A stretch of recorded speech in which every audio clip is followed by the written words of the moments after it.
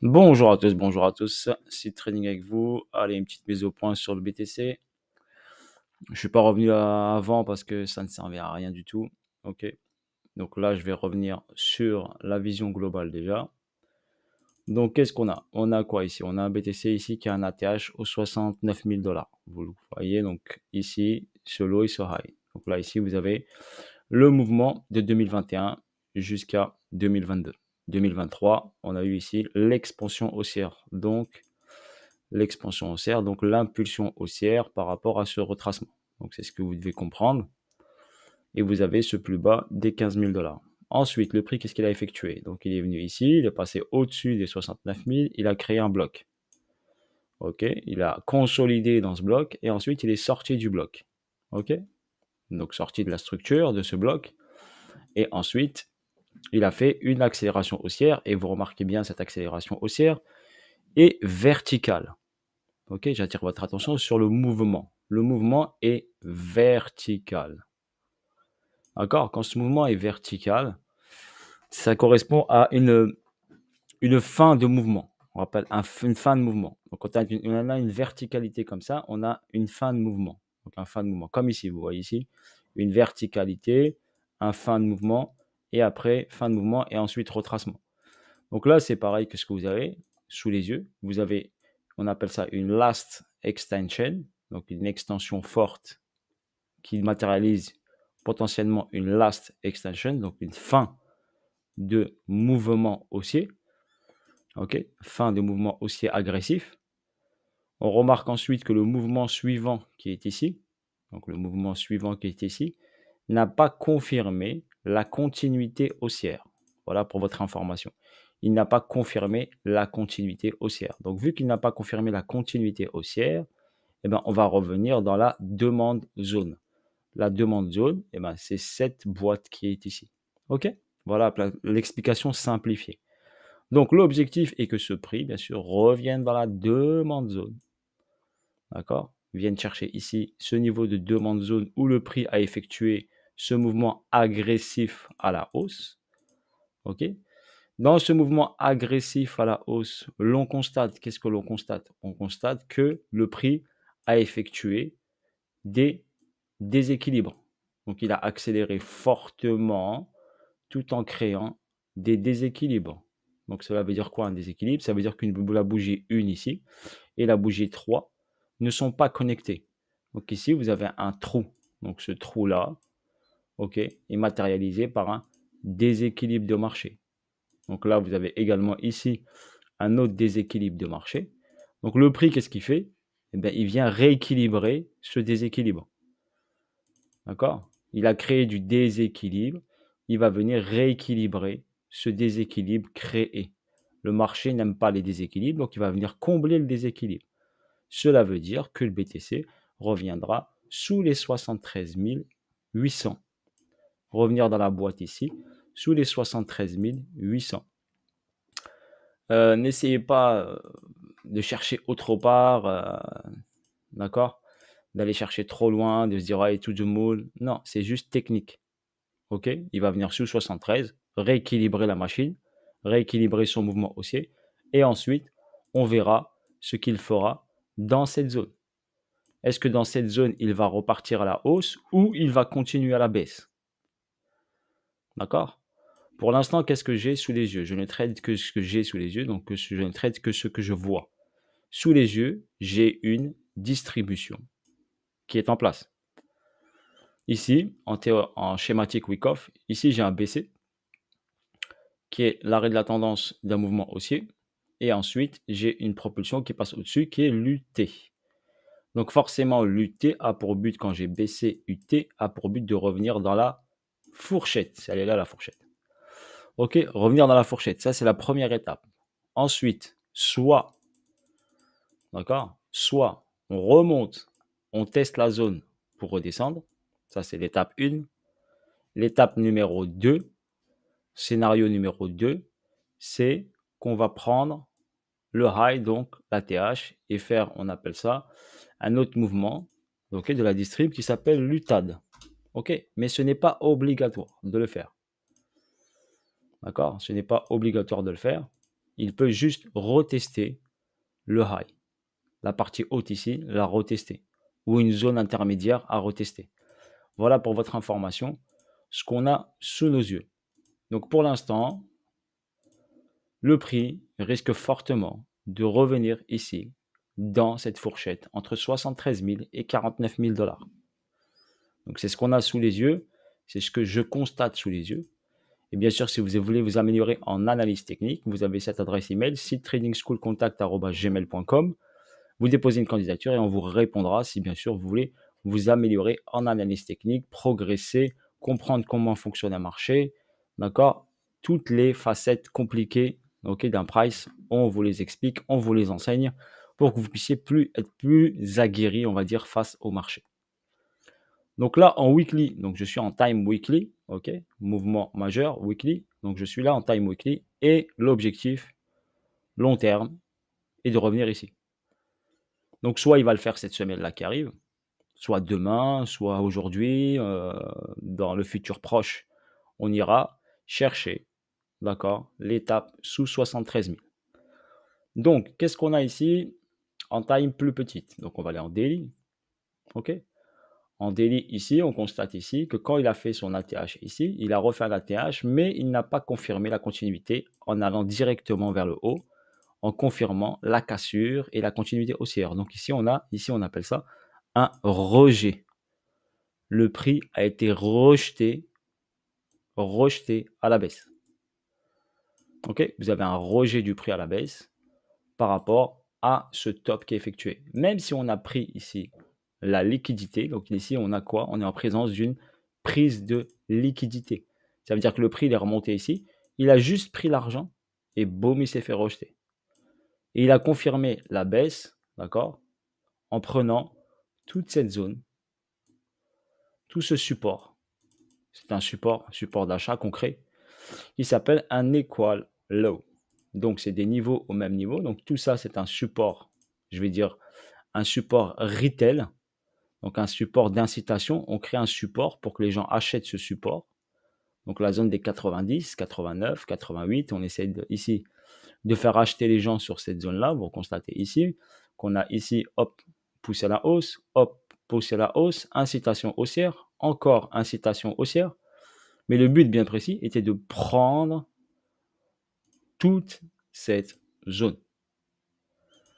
Ok, voir le niveau qui est en dessous. Donc, on a pris toute cette liquidité. Donc, tout ce bloc ici, tout ce bloc d'incitation haussière, donc tout ce bloc d'incitation haussière a été pris par ce mouvement agressif à la baisse. Donc, vous le voyez ici, vous avez un mouvement qui est agressif à la baisse. Ok, agressif à la baisse, comme ici on a eu agressif à la hausse. Donc là, vous avez un mouvement qui est agressif à la baisse, qui a cassé tout ce bloc ici. Donc quand on a ici un mouvement agressif à la baisse, comme ici agressif à la hausse, et bien là, on a de fortes probabilités. Ok, si le prix n'invalide pas ce mouvement agressif, ça veut dire si le prix ne remonte pas au-dessus de ce mouvement agressif qui se situe ici, qui se situe sur les 96 000 $. Donc ce mouvement agressif ici, aux 96 000 $, si le prix ne remonte pas au-dessus, il ne confirme pas son intention de repartir à la hausse. Voilà, je vous explique le plus simplement possible. Je ne vais pas rentrer trop dans les détails, mais c'est pour vous expliquer. Donc là aussi, on a eu une tentative haussière, mais qui reste toujours une incitation haussière par rapport à ce support. D'accord? C'est un support où on incite. Donc là, ici, il n'a pas confirmé, il n'est pas passé au-dessus. Donc, qu'est-ce qui fait le prix? Il est reparti sur la baisse. Donc, sur mon momentum de rejet, momentum baissier, ok, respecté. Donc, si vous connaissez la théorie des dos, vous remarquez ici, vous avez un high, ici, vous avez un low, ici, vous avez un high, ici, vous avez un low, ici, vous avez un high, ici, vous avez un low, et ici, vous avez un high. Pour l'instant, on a quoi? On a une continuité du mouvement baissier. On a une continuité du mouvement baissier. Ok, on est sur un momentum baissier. Là, on était sur un momentum haussier. Ok, le prix était sur un momentum haussier. Saturation. saturation, reversal, on appelle ça un reversal, donc on reverse et on change de direction. Donc le prix ici, la reverse, il a changé de direction et il n'a pas validé la prise des 96 000 $ pour l'instant. Il n'a pas validé cette prise. Donc tant qu'il ne valide pas cette prise, il ne peut pas repartir à la hausse. D'accord? C'est le niveau ici où il doit reprendre cet argent pour revalider et reconsolider une tendance qui serait haussière. On sait que long terme, l'actif, d'accord? Long terme, l'actif, il est haussier pour l'instant. D'accord? Car on n'a pas encore cassé les structures. Pour casser ici les niveaux, pour invalider ce momentum haussier, eh ben, il faut attaquer déjà les 49 000 et ensuite les 15 000 $. Si on attaque les 49 000, eh ben, cela veut dire qu'on va vers le bas. Et si on attaque les 49, on va aller chercher les 15. OK? Mais pour l'instant, ce n'est pas d'actualité. Pour l'instant, on est ici. Donc, on a ce rempart qui peut protéger le prix et protéger la hausse.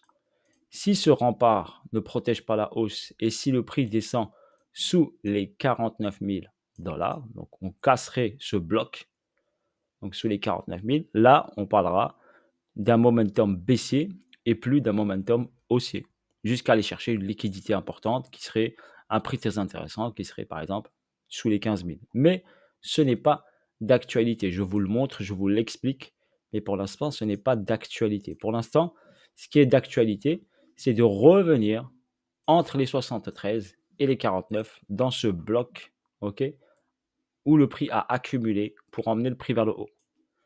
Ok, donc on est sur la phase ici de rééquilibrage de ce mouvement d'impulsion agressif. Et pour l'instant, on est sur un momentum baissier. On n'a pas de changement de momentum baissier. Pour l'instant, il est toujours maintenu. Donc BTC est toujours sur un momentum ici court terme daily. On parle du daily. Sur le daily, il est toujours ici baissier. Ok? S'il confirme encore son momentum baissier, eh ben, il faut qu'il aille chercher déjà ça pour confirmer. Donc ce niveau ici, qui est en dessous ici, donc ce niveau qui est là. Donc là, on a la borne haute ici, on a la borne basse ici. Donc si le prix vient chercher ici les 76 600, ici agressivement comme ici, bah, cela veut dire que là, on a notre mouvement qui est agressif à la baisse pour aller chercher un prix beaucoup moins cher.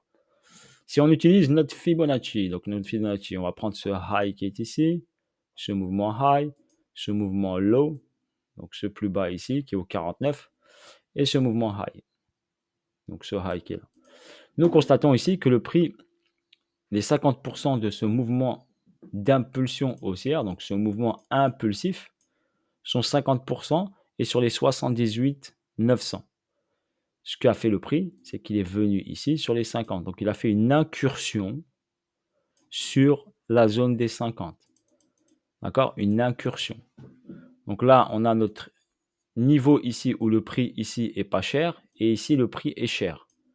OK? Et il a fait juste une incursion sur les 50% du prix de cette impulsion. On peut bien sûr aller enfoncer un peu plus pour aller chercher la vraie zone ici pas chère pour potentiellement un achat. D'accord? Pour potentiellement un achat. Mais faire très attention, il faut que le prix dans cette zone ici me matérialise, ok, une cause d'accumulation. Il faut qu'il me crée une cause où le prix accumule pour repartir, consolide, pour repartir à la hausse. Si ce n'est pas le cas, s'il ne le fait pas, ça veut dire qu'ils vont aller chercher beaucoup plus bas. Mais pour l'instant, comme je dis, je vous présente le scénario, mais ce n'est pas d'actualité. Pour l'instant, on est là. Et l'objectif premier de ce mouvement-là est d'aller chercher la boîte. OK?